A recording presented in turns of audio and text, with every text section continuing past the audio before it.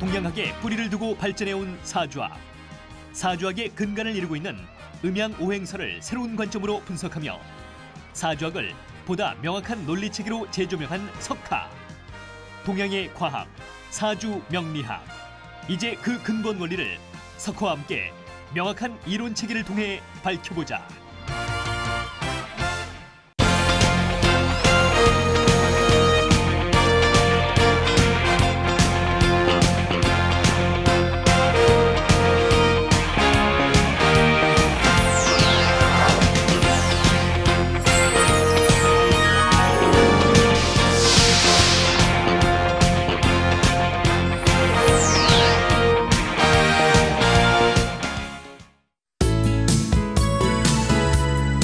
안녕하십니까. 논리로 푸는 사주학의 석하소재학입니다.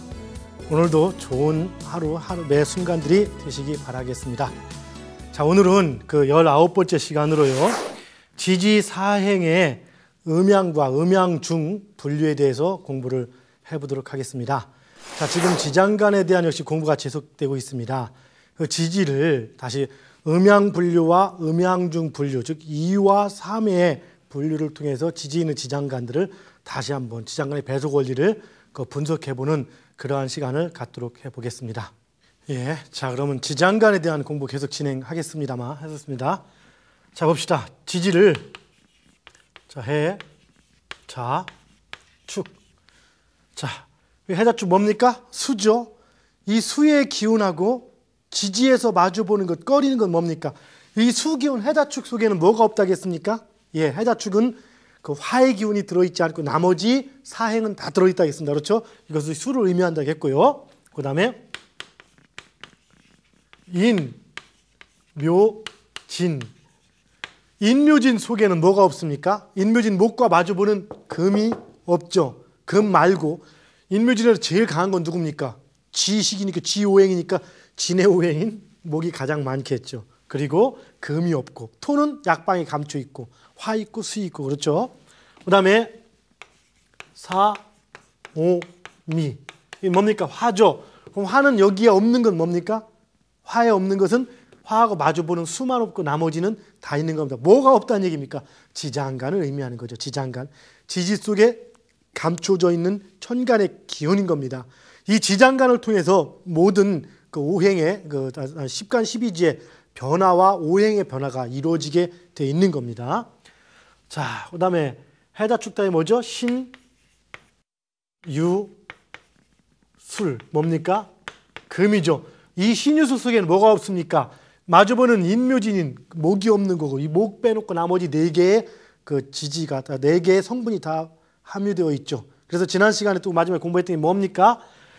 이 신유술의 금 기운은 이 12지지 속에서 가장 꺼리는 3개의 지지에는 그 성분이 전혀 없다겠고, 그렇죠? 없다 했고, 자기 지지에는 가장 많이 있다겠죠. 그래서 이 신유술 금이 가장 꺼리는 게 뭡니까? 인묘진 목이죠.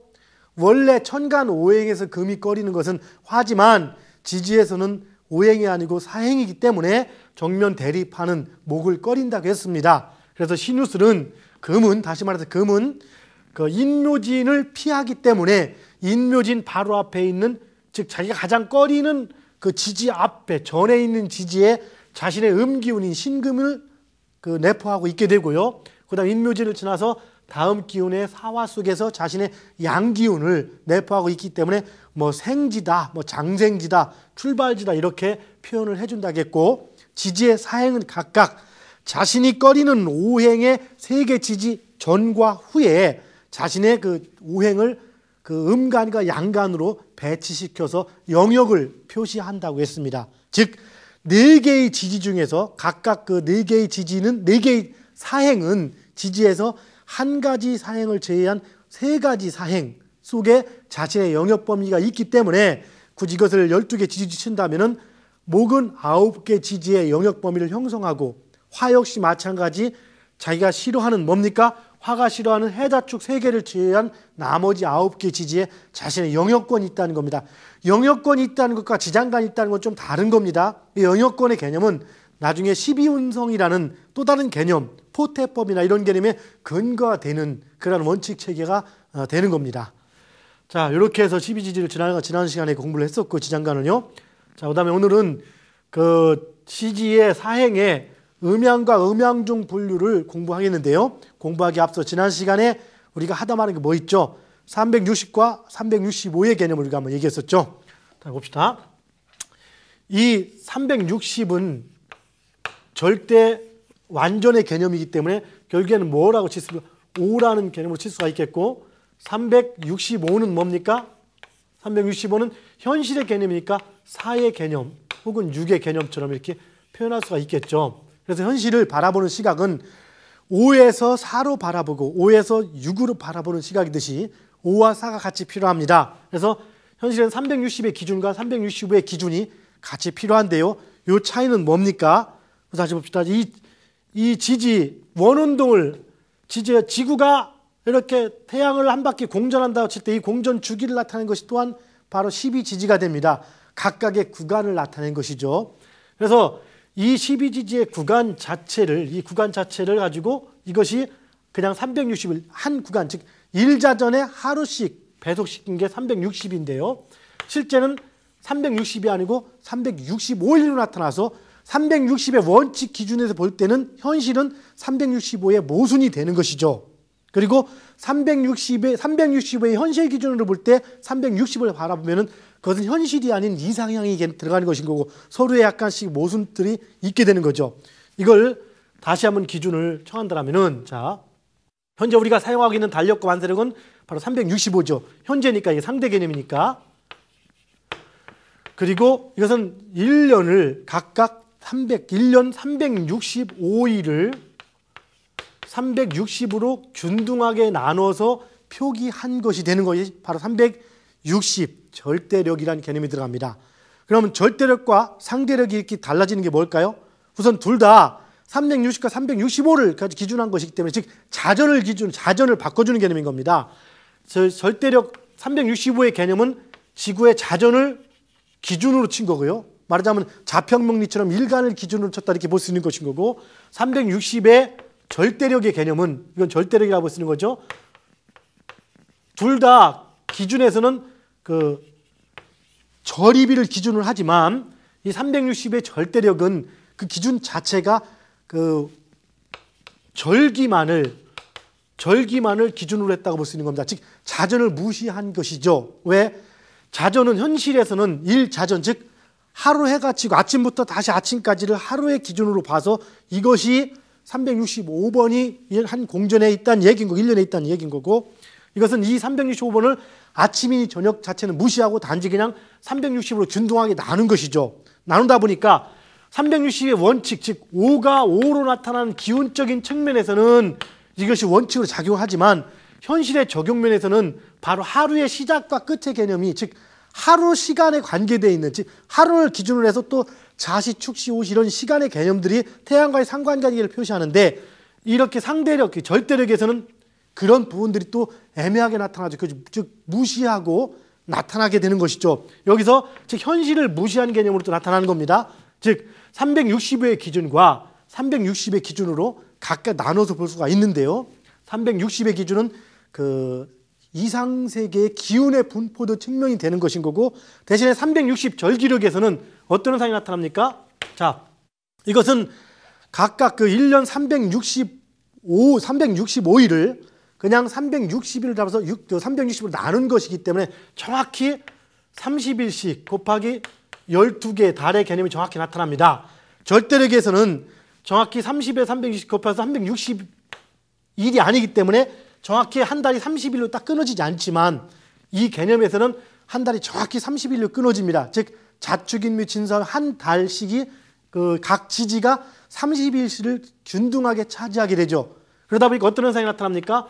매 시점 즉 절입은 항상 매 절입은 똑같이 갑일 혹은 기일 갑일이면 갑일 기일이면 기일 갑자면 갑자 반복이 되는 거죠. 그 얘기는 이 절대력을 잡을 때 또한 기준점을 어디로 잡느냐 차이가 있는데요.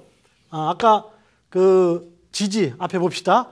우리 12지지에서 보통 현재 우리의 그 상대력 개념에서는 자 물론 상대력도 자월을 기준으로 정할 수가 있고 이것은 상대력에서 현재 그 365의 개념에서도 그 가장 절대적인 기준을 칠 때는 또 자가 됩니다. 말하자면 오의 개념이 들어갈 수 있겠죠. 그리고 사물, 형체의 개념, 이것은 사의 개념인 겁니다. 그럴 땐 축어를 기준으로 잡아줘야겠고, 그 다음에 인간에 관계된 것은 육의 개념이고, 인호를 기준점으로 잡듯이 만약에 그 360 절대력을 만든다 칠 때도 절대력 역시 자월이나 축월이나 인호를 각각 기준으로 만들 수 있을 겁니다. 혹은 동지, 자월의 중간인 동지가 태양이 길어진 시점이기 때문에 이때를 기준점으로 잡을 수 있을 것입니다.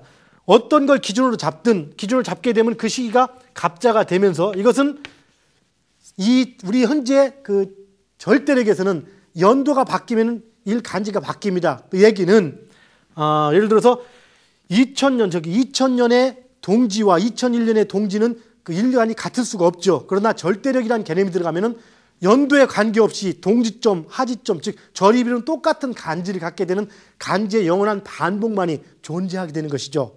그리고 바로 이렇게 그 365일 상대력에서는 그 월과 월에 의해서 일이 구속당하지 않고 일과 월은 별도로 움직입니다. 오로지 일에 의해서 시간이 구속을 당하고 통제를 당하고 연에 의해서 월이 통제를 당하지만 이렇게 간지력, 절대력이 되면은 절입이 기준이 되기 때문에 절입의 월에 의해서 절입의 시점은 무조건 갑이나 아니면 기나 항상 반복이 됩니다. 절기와 중기는 절기를 갑으로 시작하면 중기는 기로 시작이 되고 이런 패턴이 반복이 되고 간지는 60의 개념이 들어가기 때문에 두 달에 한 번씩 무조건 똑같은 갑자가 반복 배치가 되는 겁니다. 이때는 그래서 몇 년민도 이런 개념이 따로 필요하지 않은 것이죠.